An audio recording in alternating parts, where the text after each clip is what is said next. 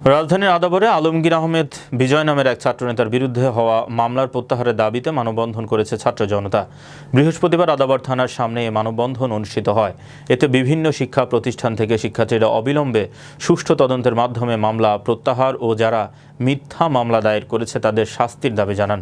জানা যায়, বৈষম্য বিরোধী ছাত্র আন্দোলনের বৃহত্তর মোহাম্মদপুর জোনের প্রধান সমন্বয়ক ও আদাবর থানা ছাত্রদলের একজন কর্মী আলমগীর আহমেদ বিজয় বৈষম্য বিরোধী ছাত্র আন্দোলনে গুলিবিদ্ধ হওয়ার পরও শিক্ষার্থীদের সাথে থেকে সামনে নেতৃত্ব দিয়েছেন আলমগীর আহমেদ বিজয়। স্থানীয় ছাত্র জনতা সাংবাদিকদের জানায়, মেধাবী এই ছাত্রনেতা ভালো কাজের সাথে জড়িত থাকায় ঈর্ষান্বিত হয়ে কিছু লোক তার বিরুদ্ধে মামলা দিয়েছে, তাই তারা অবিলম্বে মামলা প্রত্যাহারের দাবি জানায়। এ বিষয়ে আদাবর থানার অফিসার ইনচার্জ বলেন, আমরা বিষয়টি সুদৃষ্টিতে দেখব। আমি কখনো কোনো মাদকের সাথে প্রশ্রয় করিনি, আমি কখনো অন্যের সাথে আপোষ করিনি, এটাই আমার সবচেয়ে বড় দোষ।